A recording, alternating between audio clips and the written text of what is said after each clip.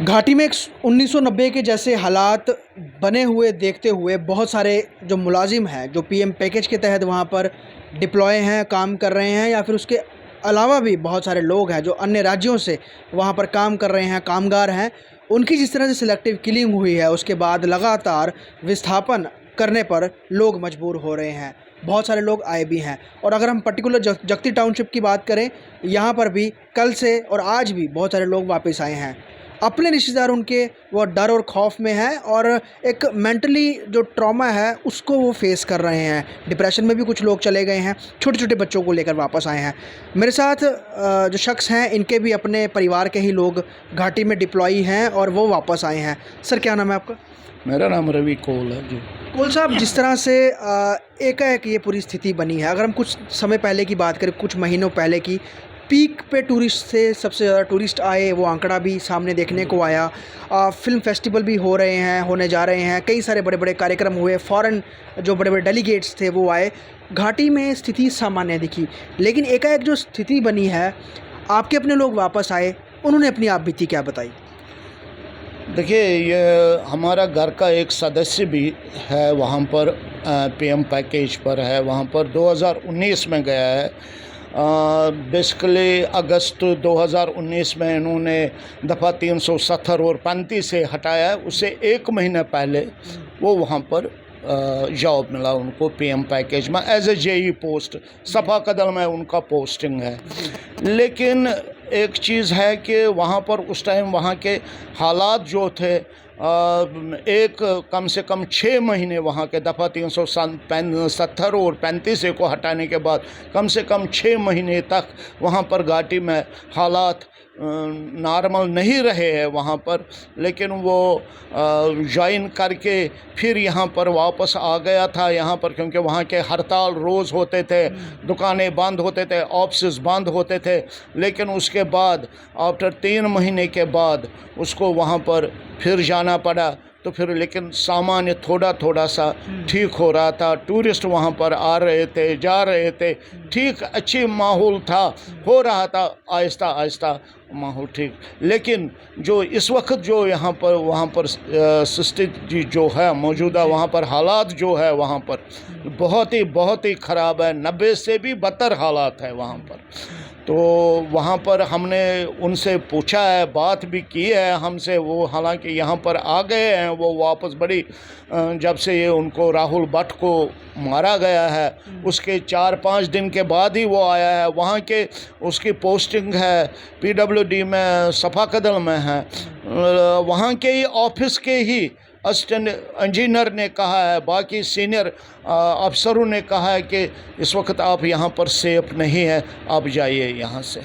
तो फिर वो अपनी जान बचाने के लिए यहाँ पर वापस आए हुए तो हैं। वहाँ पर क्या वो कैंप में रह रहे थे, या कोई अपनी प्राइवेट एकोमोडेशन लेकर रहे हो? नहीं, वहाँ पर वो प्राइवेट अकोमोडेशन में रह रहे थे। उनका कोई ये नहीं दिया था, कैंप वैम्प नहीं दिया था, कोई ये नहीं दिया था, क्योंकि वो उन्होंने थोड़ा सा पहले जो 2010 में लगे हुए थे, 2014 में जो लगे हुए थे, उनको उन्होंने अकोमोडेट किया। उसके बाद उन्होंने किसी को अकोमोडेट वहाँ पर नहीं किया है। वो तो प्राइवेट में राजबाग में रह रहे हैं, प्राइवेट हाउस में रह रहे थे वो वहाँ पर। तो उन्होंने बताया होगा ना कि जो आम लोग हैं उनका नज़रिया कैसा है, कुछ बदला है, या फिर जो आज ये दहशतगर्द हैं ये कहाँ से निकल के आते हैं, क्योंकि एकदम से आके पता भी नहीं चलता, उसके बाद भीड़ में गुम हो जाते हैं। तो आम जो लोकल्स हैं उनके साथ उनका इंटरेक्शन, उनकी बातचीत, या फिर उनका जो एक व्यवहार है वो किस तरह का था?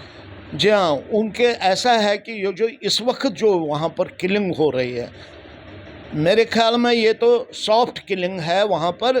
ख्याल नहीं है, ये तो सॉफ्ट किलिंग है ही है, बिल्कुल।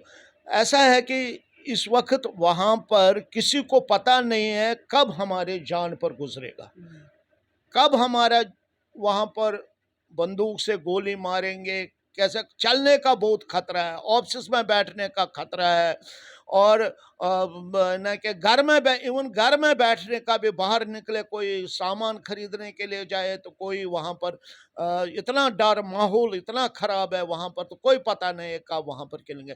ऐसे वहाँ पर आम जनता जो है वहाँ पर, जो वहाँ के मेजॉरिटी कम्युनिटी जो है, वो तो ऐसे कुछ नहीं कह रहे हैं। वो कह रहे हैं कि हमारे को भी खुद यहाँ पर खतरा है, तो हम क्या आप लोगों को कहाँ से हम बचा देंगे हम आप लोगों को। ये इस वक्त जो हालात जो है, बहुत ही ज़्यादा बिगड़ी हुई हालात है वहाँ। सॉल्यूशन क्या देखते हैं? 1990 का दौर आपने भी देखा होगा और उसके बाद जैसे जो कुछ किया सरकारों ने, और अब क्योंकि वक़्त काफ़ी बीत चुका है, 32 साल ख़त्म हो गए, निकल चुके हैं। क्या लगता है इसका सॉल्यूशन क्या है? किस तरह के जो स्टेप्स हैं वो गवर्नमेंट को लेने चाहिए? देखिए, मैं आपको एक थोड़ा-सा बैक में ले रहा हूँ आपको। 90 में उस वक़्त मेरी भी एक 22 साल का मैं एक छोटा-सा एक लड़का था, ग्रेजुएशन मैंने किया था। उसके बाद जब वहाँ पर मिलिटेंसी शुरू हुई, वहाँ पर ज़ोरदार ज़बरदस्त मिलिटेंसी हो गई, वहाँ पर किलिंग्स हो गए थे, कश्मीरी पंडितों को मारना शुरू कर दिया उन्होंने, तो हम तो वहाँ से निकल गए हैं वहाँ पर। लेकिन हम इस वक्त 33 साल गुजर गए हम। अगर उस वक्त गवर्नमेंट जो है, वीपी सिंह सरकार थी, होम मिनिस्टर मुफ्ती मोहम्मद सईद था, तो अगर उन्होंने वहाँ पर हमें वहाँ पर कोई सेफ जोन में रखा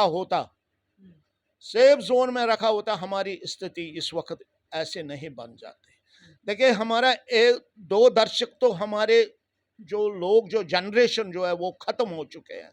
ना हमें इन 33 सालों में गवर्नमेंट ने किसी ने पूछा है, ना कोई पूछता है हमें। या बिल्कुल एक जेल खाने में एक एक कम एक कमरा, एक किचन, एक बाथरूम, बस ये, इससे बाहर कोई नहीं है। ना कोई, हम अपने रिलेटिव से भी बिल्कुल कट ऑफ हुए हैं। यही हालात इस वक्त वहाँ पर। अब देखिए, वहाँ के लोग जो है इस वक्त, जो एम्प्लॉय जो है वहाँ के, वो क्या कह रहे हैं? वो कह रहे हैं हालात ठीक करो, हम वापस जाएंगे, हमें फिलहाल सेफ जोनों में ले जाओ। लेकिन वो भी नहीं कर रहे हैं। वो गवर्नमेंट ने कहा है कि नहीं, बिल्कुल बिल्कुल नहीं है, आपको यहाँ पर ही बैठना है। कहाँ पर, कैसे बना, कैसे नौकरी करना है? उनको मरने थोड़ी जाना है उन्होंने, किसी ने वहाँ पर। ये हालात जो है 2014 तक, मैं इतना कह दूंगा कि 2014 तक जो पुरानी सरकार थी, थोड़ा सा कि हालात बिल्कुल 70% तक हालात बिल्कुल नॉर्मल से आए थे। उसके बाद जब ये गवर्नमेंट चेंज हुआ, सेंटर में जब गवर्नमेंट चेंज हुआ 2014 के बाद, जब सेंट्रल गवर्नमेंट चेंज हुआ, इन्होंने नए नए स्टेप्स उठाए हैं। वेदर वो ठीक हुए या नहीं हुए हैं, ये तो वो जाने। लेकिन वहाँ के कश्मीर के हालात जो है, काफ़ी बिगड़ गए हैं 2014 के बाद। मतलब अगर आप 35 से और 370 की बात करें, उसको एब्रोगेट करने के बाद लगता था कुछ स्थिति ठीक हो गई या ठीक हुई है? नहीं, मेरे हिसाब से तो वहाँ पर स्थिति ठीक नहीं हुई है। उसके बाद भी वहाँ पर 35 ए और दफ़ा 370 हटाने के बाद भी वहाँ पर कोई हालात ठीक नहीं रहे हैं। कोई हालात ठीक नहीं हुए हैं। और जो है, बिल्कुल ये सॉफ्ट किलिंग जो हो रहे हैं इस वक्त, गवर्नमेंट मुंह दर्शन बैठे हुए हैं। कोई ये न स्टेप्स नहीं उठा रहे हैं, ना कोई उनको कोई बचाने की कोशिश कर रहे हैं। एक माइनॉरिटी कम्युनिटी को ख़त्म कर रहे हैं, कि हिंदू को ख़त्म कर रहे हैं। आप देखो, एक परसों ही शाम को एक दो मजदूरों को गोली मार रहे हैं। वो क्या कर रहे थे वहाँ पर? मजदूरी कर रहे थे, रोटी कमाने के लिए वहाँ पर गए थे। लेकिन उनको भी कोई नहीं है, वहाँ पर कोई सेफ्टी नहीं है। एक टीचर जो है, हमारी बहन जो है टीचर ही है, राजनी बाला, उसको क्या, वो बच्चों को पढ़ा रहे थे, तो क्या किया, क्या गुनाह किया था उसने? एक बैंक एम्प्लॉय राजस्थान से है, क्या गुनाह किया उसने? एक 29 साल का उसका भी परिवार था, उसका भी माँ बाप है, क्या देखा उन्होंने? यही है कि ये सॉफ्ट किलिंग जो है, इसका, इसमें किसी का कोई भी भरोसा नहीं है। कब मारेंगे, कहाँ मारेंगे, कैसे मारेंगे, कोई भरोसा नहीं है। ये सूरत-ए-हाल है घाटी के वो लोग जो अभी भी वहाँ पर रह रहे हैं। हालाँकि गृह मंत्री अमित शाह ने एक हाई लेवल बैठक ली, उसमें कई सारे निर्देश जो हैं वो सुरक्षा एजेंसियों को दिए और घाटी में सुरक्षा तैनाती और ज़्यादा बढ़ाए जाने को लेकर भी बात कही। अमरनाथ यात्रा भी आने वाली है और उसको लेकर भी सुरक्षा जम्मू कश्मीर की बढ़ाई ही जाती है। लेकिन जो सॉफ्ट किलिंग घाटी में हो रही है और उसमें माइनॉरिटीज़ को टारगेट किया जा रहा है, साफ तौर पर डर, दहशत और डिप्रेशन में वो तमाम लोग हैं, कैद होकर रह गए हैं और कहना उनके अपनों का यही है, इस तरह से ज़िंदगी नहीं निकलती है। खुली हवा में खुले तरीके से और सामान्य जीवन अगर जीने को मिले तभी उसे जीना कहते हैं, अन्यथा कैद में रहने से तो बेहतर है कि वो लोग काम ही ना करें। वीडियो जर्नलिस्ट पवन शर्मा के साथ ख्वाहिश पटेल, जेके न्यूज़ वायर, जगती टाउनशिप, जम्मू।